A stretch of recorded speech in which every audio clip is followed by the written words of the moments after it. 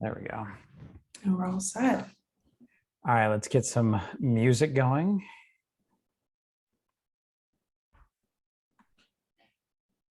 Fellowship. Love it.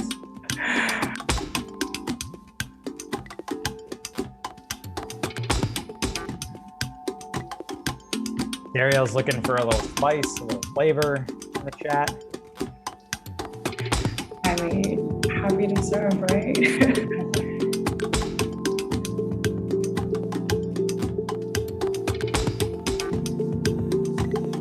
Roth is back.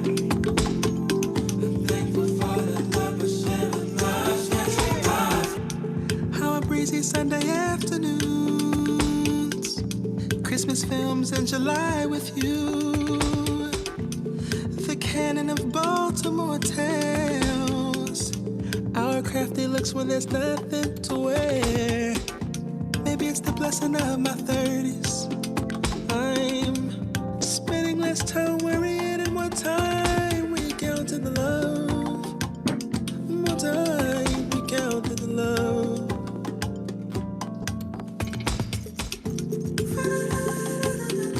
Getting some Jutel Mars love in the chat. Junto Mars and Junto Jupiter. Shout out to my Juntos. Very cool to see you guys on a weeknight even.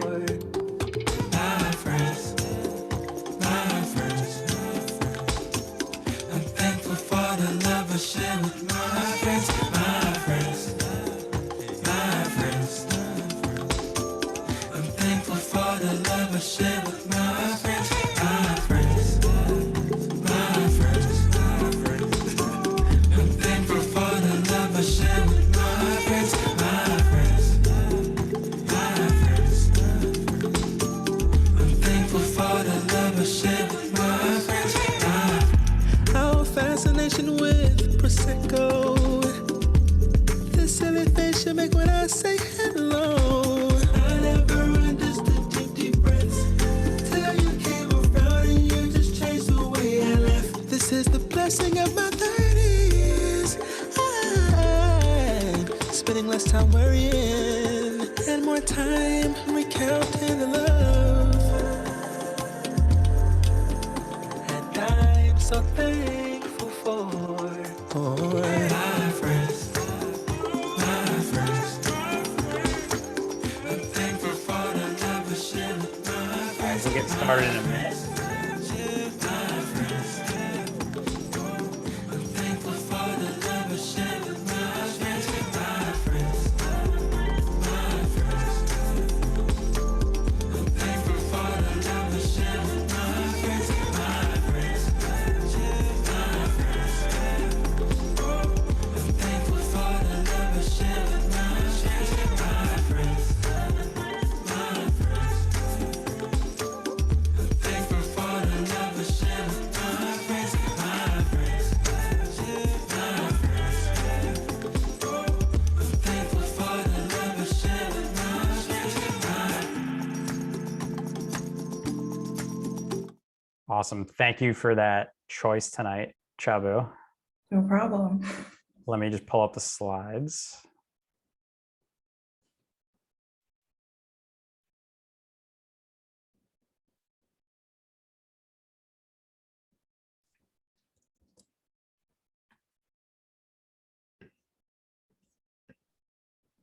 All right. Can you see these slides? I can see them perfectly. Wonderful. All right. Welcome to Bonfire number 7. This is the last lesson in our personal development unit. We're going to be talking about how to manage your time and get stuff done.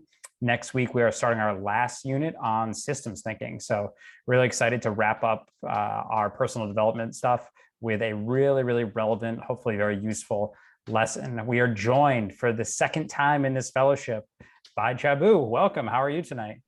I am good and I'm excited. This is a topic that I'm continuously learning about and trying to perfect. So very excited to be a part of this conversation. Yeah, and I have personally witnessed how you manage your time and get stuff done now that you are in New York and working at CU. And so I think you're the perfect person to be helping with tonight's bonfire. So let's get right into it. Okay. All right, so we have our first rapid response round. And tonight's icebreaker is if you had to write a 10-page paper on any topic you want, and it can be non-academic, what would you choose? So I give you pen and paper, you have like 10 pages, you have to write it right now. What could you talk about for that long? I'm very excited to hear all your answers in the chat. This is one of the best icebreaker questions. So I'm really excited to see the responses. Mindfulness. Quantum physics. 3 a.m. talks. There's something to be said about conversations that happen at that time. Vinyl records about the environment. That's very interesting. Vegan cooking 101. Madison is slowly converting the entire CU team, give her time. Self-identity. That's beautiful. The difference between knowing and knowing of God. That's from Riley. Love that answer. Environmental ethics, self-awareness, the history of music. I'd love to read that. I'm a big music fan. Photography. Ooh. Why a PhD in sarcasm should exist and is extremely important. I think that if you're going to write 10 pages about something, it should be argumentative. So I'd be excited to read that. Stoicism. That's super interesting. 100 reasons why destiny needs a boat. Okay, then. All right. How to know yourself better. Ooh, that's really interesting. Trashy rom-coms and why they make you feel so good to watch. I can get behind that. I wouldn't need 10 pages worth of arguments. No, thank you everyone for your responses. Those are really good.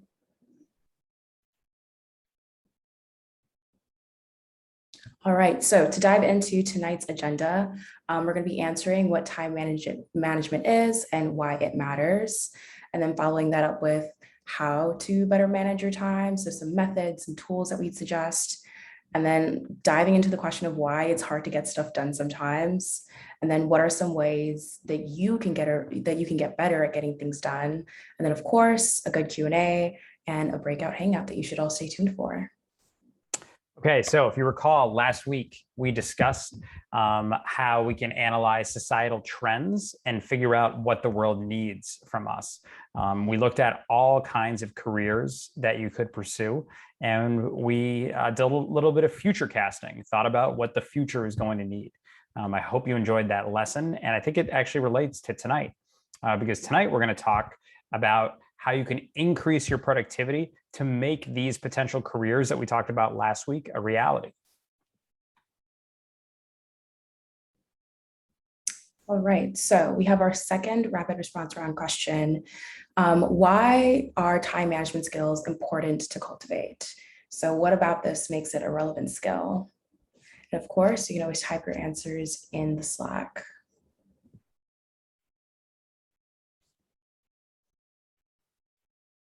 Ooh, Arath said that it helps take advantage of opportunities in your life. This is very true. To stay on track, I completely agree. It's useful in every aspect of life, so not just work or school, but just in general. Growing takes keeping momentum. That's a really good quote. Also having control over your time. We only have a finite amount of time, so controlling that effectively is super key. Ooh, Luna said dedicated time equals more presence in whatever activity. So being able to fully absorb where you spend your time. Personal fulfillment is key. Efficiency, helping yourself keep time for yourself. Also a great tool for mental health. Meaningful placement of attention. So again, being super present where you're able to spend your time. Self-awareness.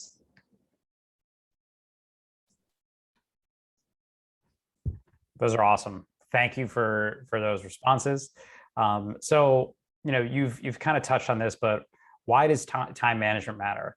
Well, time management is all about maximizing and optimizing your days, weeks, months, and years to achieve your goals and your desired quality of life. Just about everyone is a dreamer when they're younger, including myself when I was younger, including many of you. But without good time management skills, your life will too often be filled with disappointment because you'll be unable to turn those dreams into a reality. Time management is necessary to achieve those dreams. Okay, so what does it even mean to manage your time? It's a great phrase, but what does the nitty-gritty details look like? So what time management looks like is someone who's consistently doing what they have deemed helpful for achieving their goals. So an expert time manager plans their days so that they can accomplish their daily goals, then plan their weeks so they can accomplish their weekly goals, and then plans their month so they can accomplish their monthly goals, and so on and so forth. So it's really just building momentum on the smaller goals you need for a much bigger picture goal that you might have in your life. And so if new and urgent tasks come up, which they often do, we all know that unexpected tasks are going to come up, an expert in time management is able to shift around their day or their week or maybe their month to accommodate these new priorities that may trump previous priorities that they had. If you incorrectly estimate how long something is going to take, whether because it took longer or shorter than expected, they factor in that difference in future planning. They're adaptive. Okay, so we're here to pose another question for you guys. What makes it hard to manage your time to accomplish your goals? So obviously we all know that this is something worth doing, but what makes that task difficult to achieve? So what are some real life problems? Okay, so I see procrastination, stress, fear. That's actually a good one. It is. Anxiety, very true. Lack of motivation. I see TikTok. Distractions are very difficult to deal with.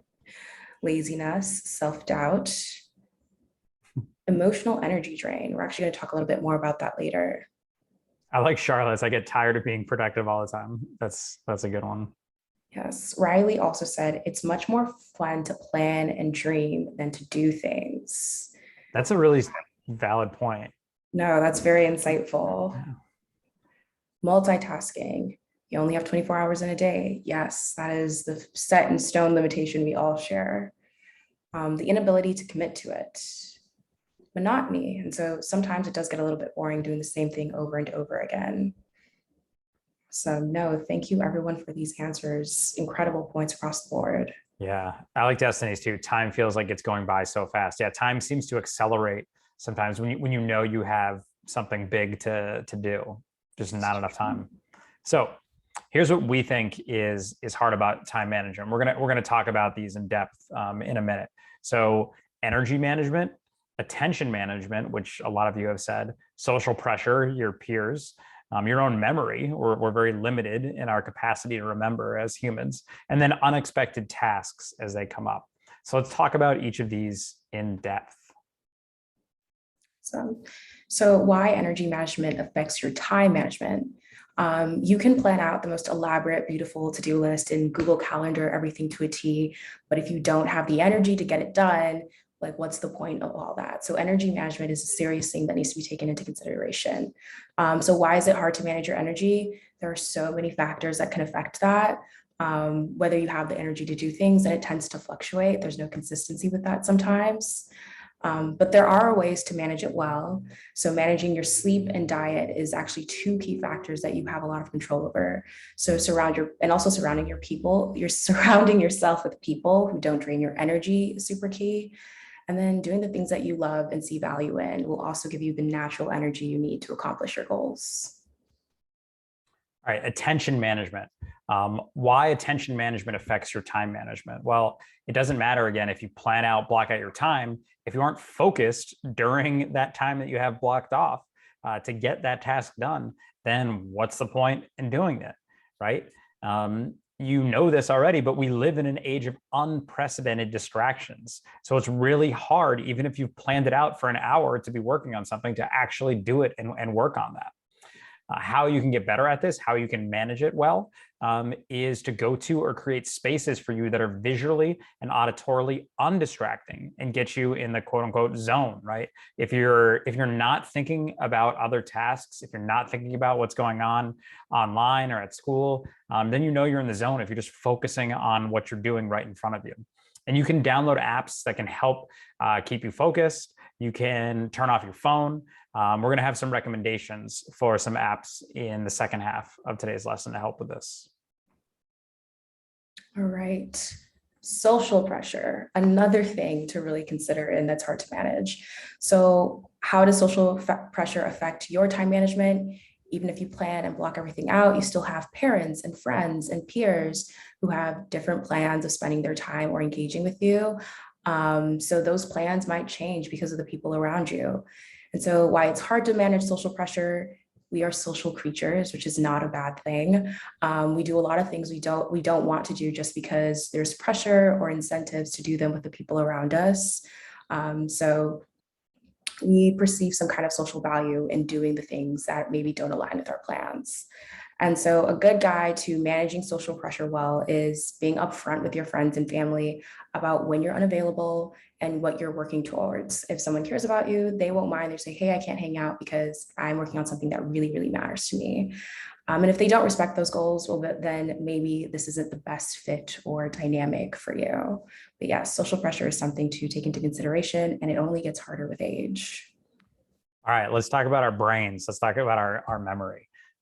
We know that time management is about getting things done.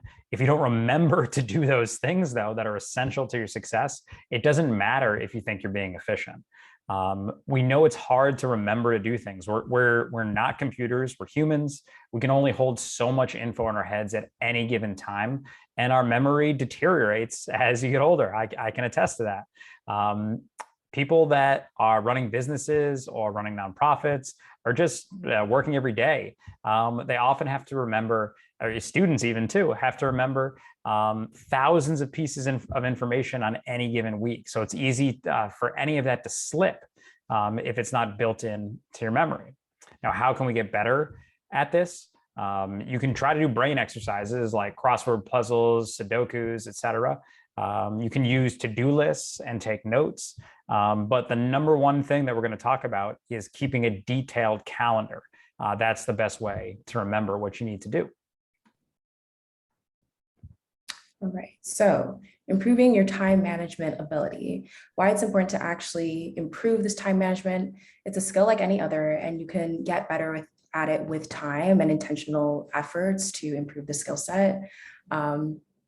You get so much done without needing to be smarter about everything else. And then why it's hard to get better at time management. It's not obvious where to even start or begin with this skill set. So what aspects of how your time management can even be made better is a question you have to ask yourself. And then how to get better at time management. After you understand that you can improve in your accuracy of measurements, how consistently you block off time, how focused and energized you are during those blocks, and then how swiftly you are able to prioritize new things. All those things will help you increase and improve your time management ability in the long term.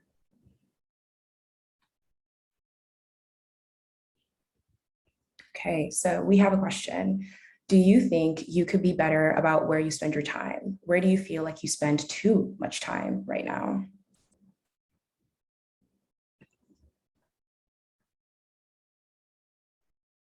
Too much time on your phone. This, I feel like a lot of people can resonate with. I am definitely guilty of that sometimes. Social media, someone said daydreaming. That's important though. Daydreaming is important. I think that's a valid use of time. Yeah, it's almost like a different form of creativity that Right. not a lot of people engage with anymore. Laptop, TikTok, too much time planning. That's actually really interesting. I think that there's a way where you can almost over incentivize like structuring things out and then never spend the time to like actually get it done. It needs to be equal time for both. Homework, overthinking. Overthinking was actually mentioned twice. That is a time consuming task that's not actually productive. Too much time walking and listening to music. Sometimes being active is a little bit more engaging than sitting down to do work. too much time on social media or taking naps, which like brings up the whole point of just making sure you get enough rest at the right time during the day. Right. No, these are amazing responses. Thank you everyone for your answers. Yeah, these are great. Now, the corollary to this, the opposite side of the coin is, where do you think you spend too little time? Where would you want to spend more time? Studying, doing schoolwork, reading books. Yes, we are actively setting the goal of reading more books, a lot of people in my Junto, so I support that. Sleeping, studying, being on Slack, we'd love to see it. In nature, good one, Thanasi. I think all of us that live in a city spend too little time in nature. Exercise, yes, being active. Studying and socializing.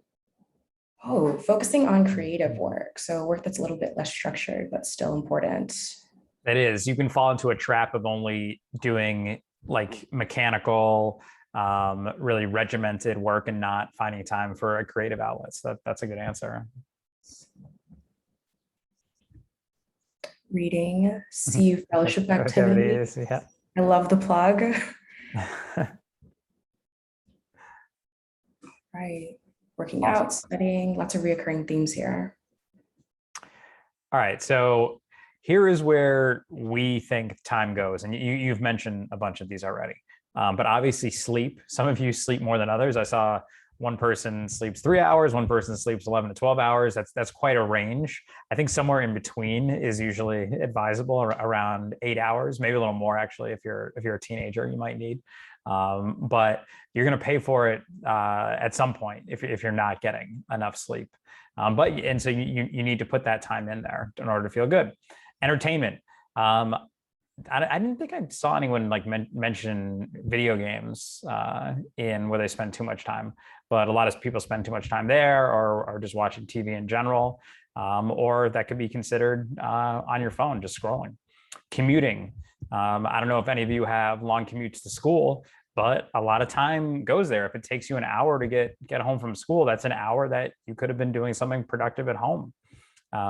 Dining, right? We all have to eat, and it should be enjoyable. So we're gonna take time to do that. Learning, you got to spend time learning. Socializing, whether in person or online. Contemplative practices. So that could be an hour well spent if you're meditating, and if that helps you become more creative or more calm and more productive later in the day or the week, then that's great. I would put exercise under that category also. And then finally, family time. We all have to spend time with our friends or family, or else life's not going to be as enjoyable. So lots of places where time goes. So there's no one right way to effectively manage your time. But what we recommend is that you pre-plan your day. So this is the kind of the big takeaway from this section. We think that you should use a calendar to pre-plan your day every day, so you're clear on what success for that day is going to look like. Even if success for you that day just means making your bed, if that was your goal that day and you hit that goal at 7:30 in the morning, that's a good start to the day. It's a nice win to start the day with. We're going to talk about using a calendar as the main tool to do this, and that way you can also document what you want to do and you think you can accomplish. So, how some people do it. He's not on this call, but Gary, our beloved Gary, he goes to the extreme with this. Don't worry if you're not like this, but if you are, it's kind of cool. You can calendar basically everything in your day. You can calendar off the sleep, exercise, showering, breaks, focused work time, your meetings with everyone else, your commuting, your meals, getting ready for bed. Even you can put that in your calendar and hold yourself accountable to it. Say you're going to brush your teeth at 10:30 at night, from 10:30 to 10:35. And if you hold yourself accountable to that every night, that's awesome. I personally am a little bit different. I don't calendar everything like this. I calendar the big things in my day, but I do not calendar brushing my teeth. So it's totally okay if you don't go to this extreme, but I think it works for a lot of people. And this This lesson is about you hopefully finding the right approach that works for you. Awesome. So there are tons of benefits, to be quite frank, but there are 4 key benefits for being disciplined about blocking off time in your calendar in advance. So for one, it's much easier to deal with new requests of your time. For me, this was like the big takeaway because I will never say no to a new task or activity, but looking at my calendar and realizing, oh, I have to work on this, this, and this, it's a real visual for mapping out what you have time for and what you don't have time for. 2, you save a lot of energy that you used to spend figuring out what to do. And so it's not just a to-do list where there's a ton of options. It's just like, this is the one thing that you can focus on during this particular time, which is super helpful. So again, playing into that game of efficiency with your to-do list. You're able to get way more done. So it's extremely motivating to know that if you just follow the plan that you created and outlined, everything will be accomplished. So there's also this level of satisfaction that motivates you through the rest of your to-do list in your day. And then 4th, you are able to improve the way you spend your time over time. And so it's not something, the benefits are immediate, of course, but then also long-term, you'll be spending more time doing the things that you really care about. Because again, you have this really great visual of where am I spending my time? Have I not put enough time in my calendar to do creative work or exercise or all the other priorities that you have? So over time, it's really beneficial for mapping out how to use your time effectively over the course of months, years, and et cetera. So at this point, we want to transition to actually getting stuff done. We talked a lot about time management. And what does it even mean to be effective at getting stuff done? So what being productive looks like, what getting stuff done looks like, is someone who consistently accomplishes the tasks they have deemed as helpful to achieving their goals. A productive person is someone who checks off their daily goals, weekly goals, long-term goals, et cetera, and they develop a reputation from the people around them, either at school or at work or on a team, as an executor, as a doer, as someone who gets stuff done. So here are some signs that you're being productive and you know that you're working. First one is you forget that you're working. This is what I referred to earlier as being in the zone. If you're reading something really interesting, you forget that you're reading after a while. I'm sure we've all experienced that when we read a good book. That process can actually work when you're doing work as well. You feel good and you feel good about the purpose of the work you're doing, right? I mean, this is why a lot of us came to Civics Unplugged, right? Is because we feel good about the work that we were doing. You're in the zone, like I said, or you reach that state of flow. And then finally, you know you're being productive when you can check things off your list, when your goals are actually accomplished, when you have something to show for all that time you put in, then you'll know you've been productive. Okay, so question for the group. What types of strategies or apps do you use to get stuff done? So we want to hear all your recommendations about what has been super useful to you. Notion, yes, yes, yes, yes, yes. Notion 100%. I don't know if there's a very short list of things you can't do on Notion. Microsoft To-Dos is very good. Google Keep, I actually haven't tested that one out. The Pomodoro timer, that's also a method. So that's a strategy and a tool. Reminders are super key. Forest. I am the biggest fan of Forest. Let's be tree buddies. I support that. Agendas, Google Calendar. Calendly is amazing for coordinating with other people. Google Agenda and Notion. Your brain, can't forget that one. That's a primary tool for good reason. Writing things down, a planner, a journal, being very old school about it. It's still very effective. There's a reason why we all still use those methods. 25/5 method. I think that's the where you like work for 25, take a break every 5 minutes. That's super key. A blackboard in your room. Okay, nice. Whiteboarding things has always been super helpful. Okay, Notion and Trello. These are very cool tools, and some of which we also have listed. All right, so apps that we recommend for getting stuff done. So a couple of these were already mentioned, but Microsoft To Do, Apple Reminders, Forest, and Todoist. My favorite on this list is Forest. It's just really great for just locking yourself in on like a set time and like racing against the clock. It just helps me get a lot of things done. Apps for drafting and managing documents. Notion, of course, we are big fans of Notion here at CU. Google Docs, Drive, Notes, and Scribbler, which is new but still very helpful.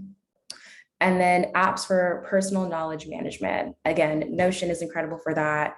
Evernote and Bear, which are both just other versions of note-taking apps. So here's a few more. If you're working on a team and you want to collaborate, you can obviously use iMessage, WhatsApp, Facebook Messenger. We use Slack at CU. Obviously, you're in Slack right now, so you know how much that we like that. And Microsoft Teams.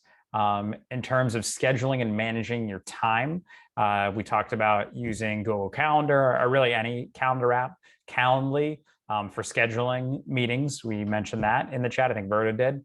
And then Pomodoro. I think a couple of people mentioned Pomodoro timer. I believe that's the 25 minutes on, 5-minute off method that I saw Destiny mention as well. That can be very helpful. And then finally, if you want to save and send snippets of text that you copy a lot, like if you want to keep copying the same sentence or paragraph, you can use Text Expander, really helpful little app. All right, so takeaway here is that there are thousands of apps and tools that are available to us. It's incredible. In just 10 years, all of these are available to us now that they weren't available before.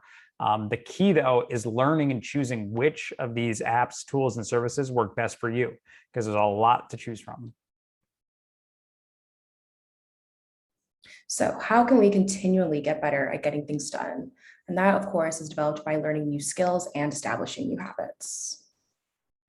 All right, so some skills and habits to develop. Discipline for doing weekly reviews of your goals. So if you set goals at the beginning of the week, it's good to assess, did I actually get these things done? If so, amazing. If not, why not? Discipline for getting to inbox zero in your email. So if you're someone who operates with a lot of different emails and accounts, inbox zero is a really great way of knowing that you've done all your to-dos that relate to communicating with other people and don't have any outstanding messages. Discipline for doing what you say you're going to do. So if you make a commitment, following through on that commitment is super key. And also being able to communicate why that might not be happening with anyone that you're working with. All right. And then also discipline of being honest about your ability to get things done. So if you're struggling with a particular task, transparency is the name of the game. Being able to communicate, hey, I'm struggling for this reason is much better than dragging behind on a task. And that's a hard skill to develop, but very helpful nonetheless.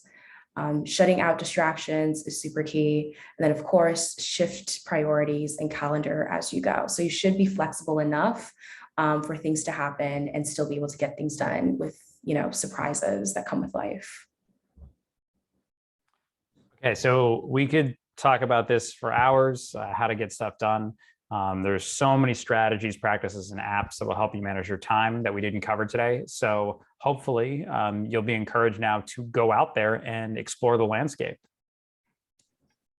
Our final takeaways for tonight. So with infinite distractions that we all know exist in the world, it's very tempting to put off the important tasks that are in front of you.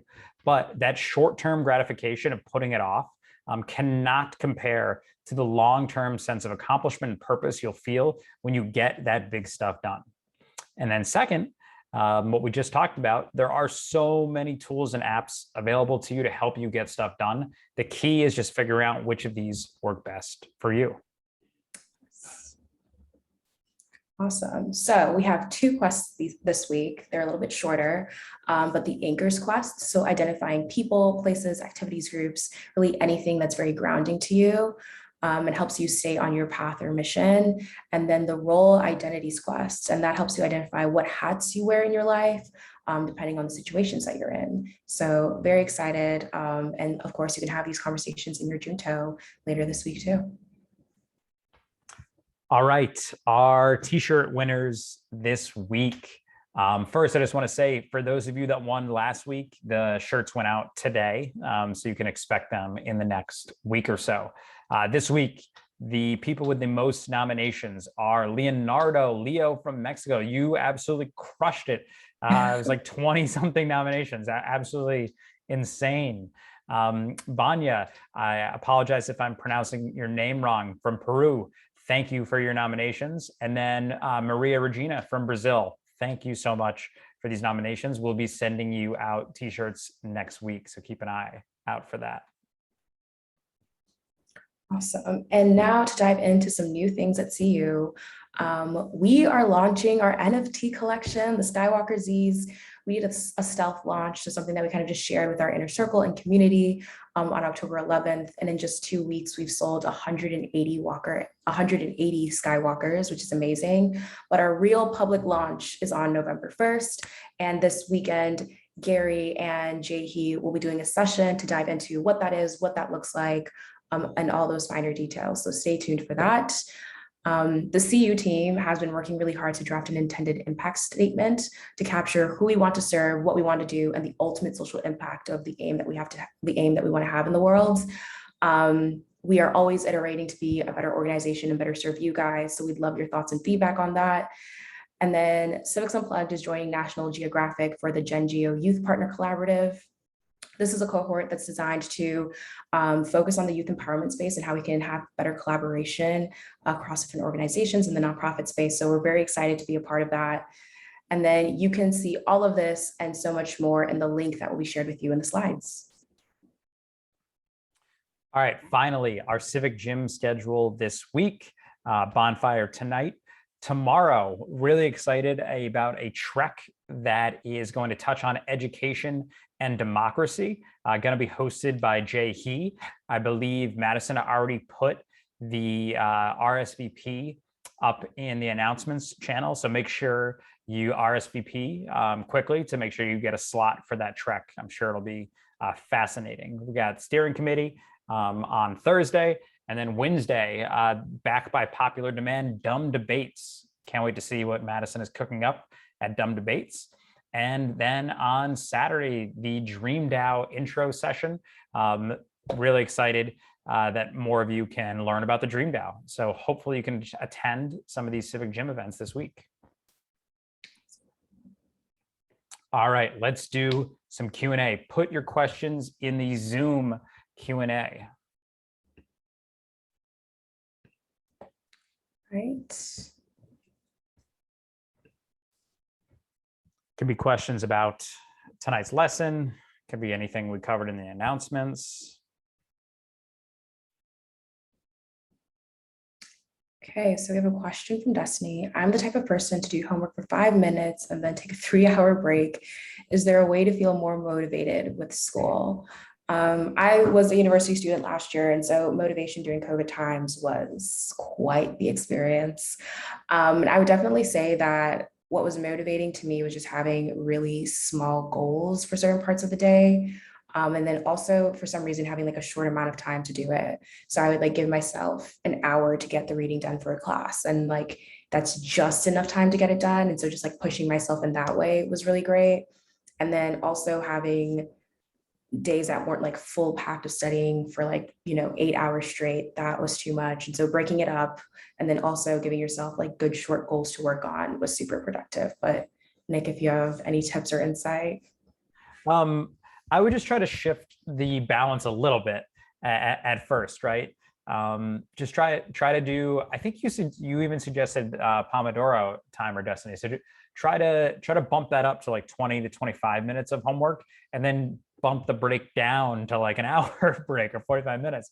And then eventually I think you can keep like shifting the ratio to it's more even. Maybe then it's like 45-minute homework, 45-minute break. And I think that will make you more productive. There's some things that you're just not going to be motivated on if you really have no interest in. And that's okay. I think you just need to know that it's for a greater good. Doing that is kind of just a necessary requirement into the next step in your education.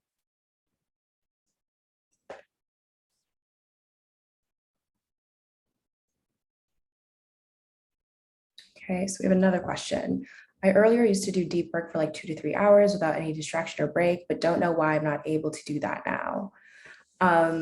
And that's perfectly okay. I think that like as people, we fluctuate and change. And then also the type of work that we're doing requires more brain capacity. Maybe it's a little bit more tough. And so I wouldn't be too hard on yourself about how that evolves.